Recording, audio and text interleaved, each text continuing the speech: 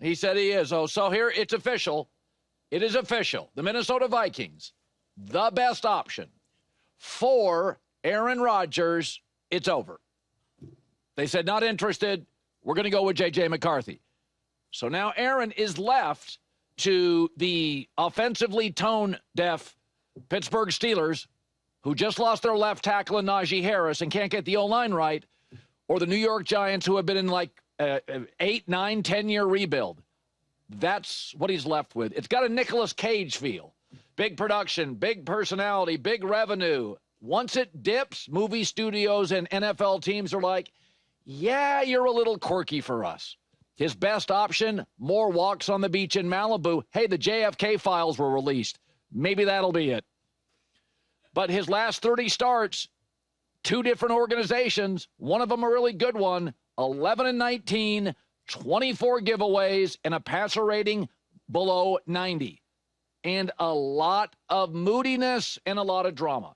And great NFL quarterbacks basically fall into 2 categories. Great and low maintenance, Lamar Jackson, Mahomes, Brady, Breeze. And then great quarterbacks with some maintenance, sometimes high maintenance. Cam Newton, Aaron Rodgers, Big Ben. And here's what I know. That second group, they never age as well. Ever age as well.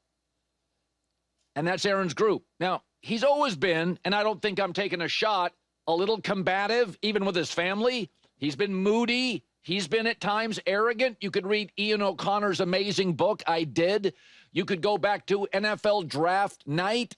You can go back to Jeff Pearlman's book or Ian O'Connor's when, he's poking the great Brett Favre in the ribs. That's who he is. And it's okay to be defiant for any of us in our prime. But you better pivot to compliant when you're out of your prime. A lot of movie stars don't, and they don't get the offers. And Aaron Rodgers didn't, and he's not getting them either. Once you are out of the great years, you could be a high-end chef, a quarterback, a movie star, a law partner. You lose your fastball, you got to go from defiant to compliant, at least occasionally. And I thought it was very interesting this week, as the Steelers are now one of his options, the former Walter Payton Man of the Year, the highly respected team leader Cam Hayward, talking about Aaron making teams like the Steelers wait. I ain't doing that or darkness retreat. I don't need any of that crap. Like, either you want to be a Pittsburgh Steeler or you don't. That's simple. That's the pitch. Like, if you want me to recruit, that's the recruiting pitch. Pittsburgh Steelers, if you want to be part of it, so be it. If you don't, no skin on my back. That is one of the most respected NFL players, not just on the Steelers, top 10 in the league. I'm not into that darkness retreat crap. Let's be honest. If one of your friends went on one of those outside of Hollywood, it's kind of an eye roll, right? The woods of Oregon. I mean, ayahuasca, I get artists doing that. I'm all for ayahuasca. Never going to take it, never did, but I get creative types. But when Cam Hayward's like, I'm not going to do that darkness retreat crap, I'm sorry, that's what a lot of people are saying. Like Nicolas Cage, once the production drops, people kind of feel like, yeah, maybe a little quirky for us. Not a bad guy, but a little quirky for us. It's now down to the Steelers, the Giants, or, hey, the best option, in my opinion, walks on the beach in Malibu. Okay, so, listen, the Minnesota situation's been weird. They're going to keep Darnold, Daniel Jones. They're interested in Aaron Rodgers. It tells me that second surgery in mid-November, maybe did it take or are they not sure? Whatever. But so let's start with that before we get to Aaron. It's like been so many quarterbacks that have been discussed. It leads me to be like suspicious of, is J.J. McCarthy healthy? Yeah, so I think he is now. And the second surgery was more of a cleanup. He did lose a lot of weight, and he lost 4 months of on-field development time. And I think we've been through that, you and I, on the show a couple of times now.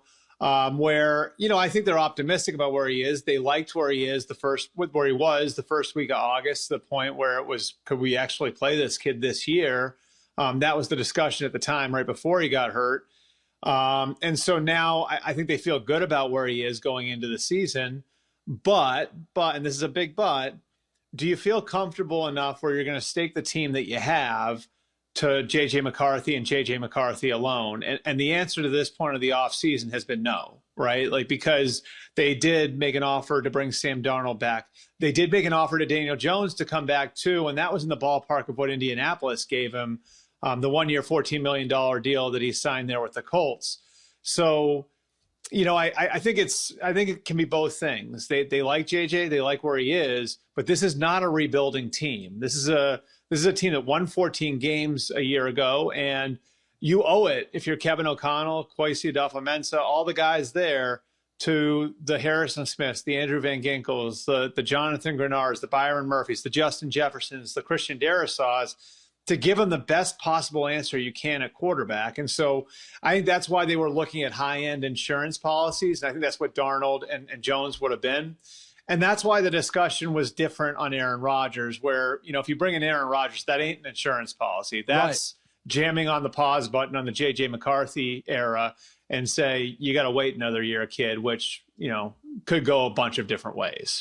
Aaron Rodgers and retirement. It feels very real to me. To me, it does. Does it to you? I wouldn't rule anything out. Aaron's his own guy. And, I've said all along, this could happen in 10 minutes. This could happen in 10 days. This could happen in 10 weeks.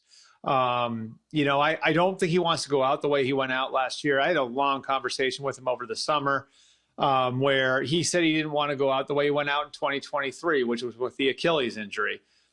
If he didn't want to go out hurt, I would assume he wouldn't want to go out playing the way the Jets did at the end of the year last year. And that was just a dumpster fire of a season from start to finish for everyone involved. So I do think he has it, in his head that he wants to take one more swing at it. It's what he actually said to the Jets in their exit meetings, when they were deciding what to do, was that he did plan on playing in 2025. Plans can change.